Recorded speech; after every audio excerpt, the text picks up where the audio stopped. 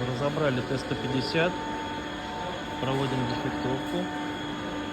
Двигатель Владимир технически проверяет у нас. Провели дефектовку. Заканчиваем, точнее, проводить ее. Сейчас будет известно уже, сколько будет стоить, сколько обойдется капитальный ремонт и восстановление Т-150.